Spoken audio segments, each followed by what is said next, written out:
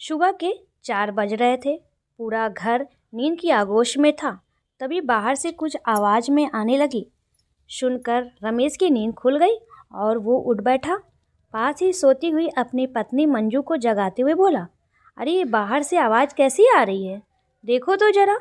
मंजू ने भी उबासी लेते हुए कहा, कुछ नहीं जी, तुम्हारी अम्मा बाहर झाड़ू लगा रही हैं। और दूसरी तरफ करवट करके सो गई। रमेश उसके जवाब को सुनकर हैरान उसे देखता रहा। भला उसकी अम्मा सुबह सुबह बाहर झाड़ू लगा रही है और उसकी पत्नी इतनी बेफिक्र नींद में सो रही है। अरे मेरी अम्मा बाहर झाड़ू लगा रही है और तुम चैन से सो रही हो, शर्म नहीं आती तुम्हें? आखिर अम्मा तुम्हारी सास हैं, कुछ तो लिहाज करो। रमेश ने मंजू को दोबारा जगाते हुए कहा, क्यों जी, क्यों सर में आएगी मुझे?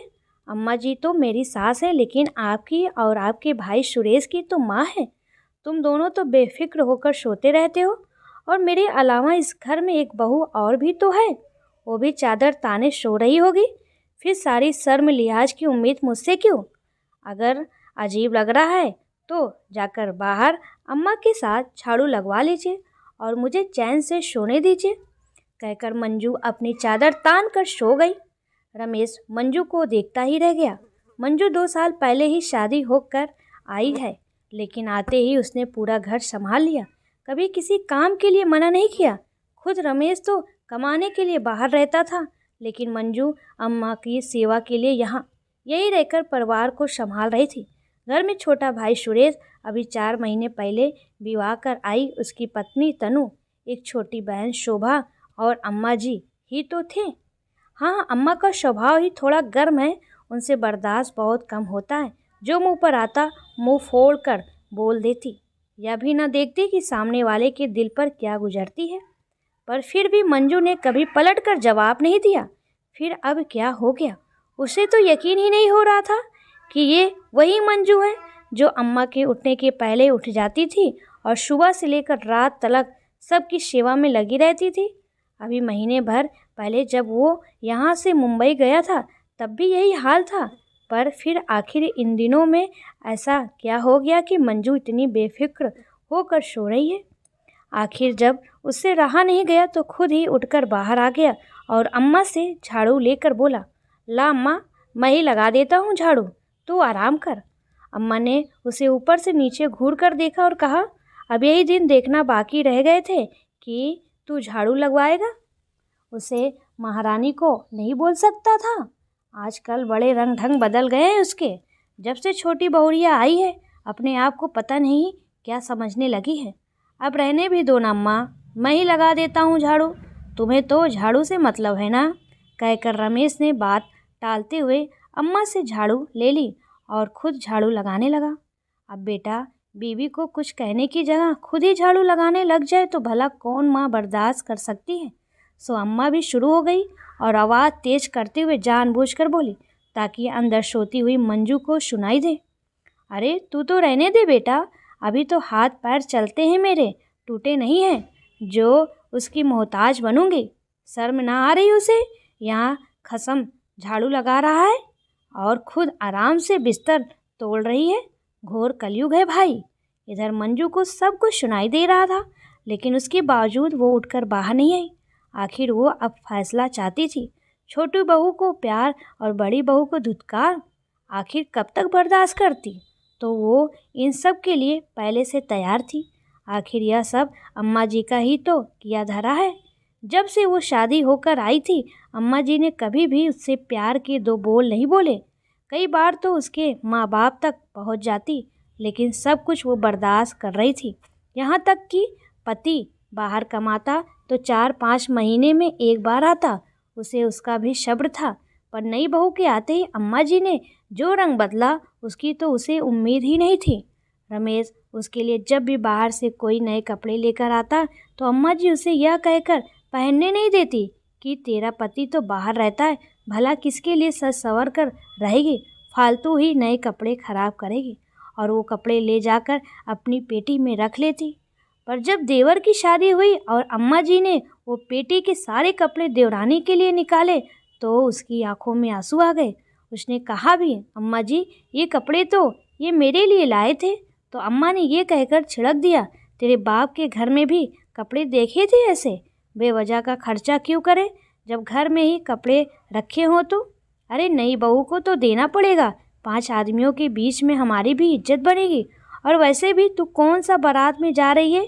यहाँ घर ही तो संभालेगी। तेरे बाप के घर से जो कपड़े आएंगे शादी में वो पहन लेना। मंजू ने इस बारे में रमेश से कहा तो रमेश ने उसे शांत रहने के लिए कहा, देख मंजू, अब तो नई बहू आ रही है तो अब तो माँ तुझे मेरे साथ जाने देंगी, तो वहाँ जाकर मैं तुझे बहुत सारे कपड़े दिला दूँगा, पर अभी शांत रख। पति की बात सुनकर फिर वो मन महसूस कर रह गई। जैसे तैसे शादी भी निपट गई, घर में नई बहू आ गई। सच कहें तो बहू तो वही थी, मंजू तो उसके सामने नौकरानी ही थी। इतनी इज्जत तो अम्मा जी ने मंजू को कभी नहीं दी। 1.25 महीने तक तो अम्मा ने उसे रसोई में लगाया तक नहीं, ये कहकर कि नई बहू है, थोड़ा सा उसका भी लाड़ चाव कर ले। यहाँ तक कि उसके लाड़ चाव के चक्कर में अम्मा ने रमेश को भी मना कर दिया कि वो मंजू को उसके साथ नहीं भेजेगी। तनु देर से उठे, चाहे अपने पति के साथ लेट तक घर आए, उस पर कोई रोक टोक नहीं थी। तनु से थोड़ा बहुत काम होता है तो करती, नहीं तो सज संवर कर अपने कमरे में पड़ी रहती, पर अम्मा जी उसे कुछ न कहती। मंजू ने कहना चाहा तो अम्मा जी ने उसे यह कहकर चुप करा दिया कि तू तो तेरी देवरानी को देखकर जलती है। लेकिन अभी पिछले महीने जब रमेश आया था तो अपने साथ मंजू के लिए एक भारी सी साड़ी लेकर आया था। इस बार मंजू ने वह साड़ी अम्मा जी को दिखाई ही नहीं। लेकिन जब रमेश के जाने के बाद 15 दिन पहले मंजू के मायके में उसकी छोटी बहन की सगाई थी, तब मंजू वही साड़ी पहनकर तैयार हुई थी। जैसे ही वो तैयार होकर बाहर आई, अम्मा जी उसे देखकर बोली, यह साड़ी तेरे पास कब आई? मैंने तो नहीं देखी। मंजू ने धीरे से कहा, जी अम्मा जी, ये अभी आए थे तो मेरे लिए ये साड़ी लेकर आए थे। बस मंजू का कहना हुआ और अम्मा आग बबूला हो गई और उसकी साड़ी को खींचते हुए बोली, लो अब तो पति को भी बस में कर लिया। अरे मेरा बेटा भी मुझसे चोरी छिपे कपड़े लाने लगा है। अच्छा तिरिया चरित्र दिखा रही है ये। खबरदार यह साड़ी पहनकर बाहर गई तो अभी की अभी ये साड़ी खोल कर दे मुझे। अचानक से साड़ी खींचने पर मंजू का बैलेंस बिगड़ गया और वो लड़खड़ा कर गिर गई।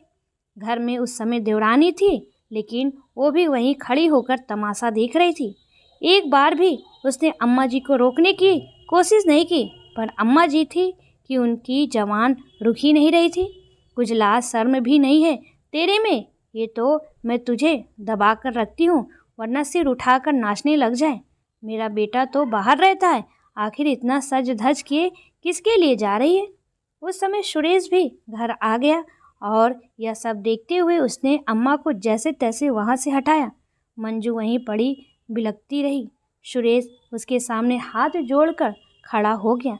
भाभी, भगवान के लिए आप ये साड़ी बदल लो और फिर अपने मायके चली जाओ, नहीं तो बेवजह घर में कलेश हो जाएगा। अपनी अम्मा को समझाने की जगह सुरेश मंजू को ही समझा रहा था। मंजू एक पल के लिए सोच में पड़ गई। न ही पति और न ही देवर, कोई भी उसके साथ खड़ा नहीं हो रहा। तभी उसकी नज़र तनु की तरफ पड़ी। उसके चेहरे पर कुटिल मुस्कान थी। बस वो कुटिल मुस्कान मंजू के मन में नस्तर की तरह चुभ गई। उस वक्त तो वो साड़ी बदल कर अपने मायके चली, पर उसके बाद उसने अपने आप को पूरी तरह से बदल लिया। हालांकि उसने कोई लड़ाई झगड़ा नहीं किया, पर अब वह फैसला चाहती थी। ना ही वो अम्मा का कोई काम करती थी और ना ही घर के कामों में कोई दिलचस्पी लेती थी। अब सारा वजन छोटी बहू और अम्मा पर आ चुका था। खुद का काम कर लेती और अपने कमरे में आकर लेट जाती। कई बार तो ये भी हुआ कि अम्मा और तनु ने मंजू के लिए खाना बनाया ही नहीं, पर मंजू खुद ही रसोई में जाकर खुद के लिए खाना बना कर ले आई। और सबसे बड़ी बात, जब जब अम्मा और तनु आपस में चिड़चिड़ाती, मंजू उनके सामने हमेशा मुस्कुराहट लेकर आगे बढ़ जाती। देखकर दोनों और ज़्यादा जल भुन जाती। तभी बाहर से अम्मा की ज़ोर ज़ोर से आवाज़ आई और मंजू की तंद्रा टूटी। उठकर वो रसोई में गई तो देखा देवरानी ने सबके लिए चाय बनाई है, सिवाय मंजू के। तब उसने खुद के लिए चाय बनाई और अपने कमरे में जाने लगी कि तभी रमेश बोला, मंजू ये सब क्या है? आखिर चल क्या रहा है ये सब? मंजू ने पलट कर कहा, देखिए अब हमसे आपकी अम्मा की सेवा नहीं होती। या तो आप हमें अपने साथ ले चलो, नहीं तो हम जैसे रह रहे हैं वैसे ही रहेंगे। उसकी बात सुनकर रमेश तो चुप हो गया, लेकिन अम्मा जी बोली, सुन ली अपनी पत्नी की बात, कैसे घर तोड़ने में लगी हुई है।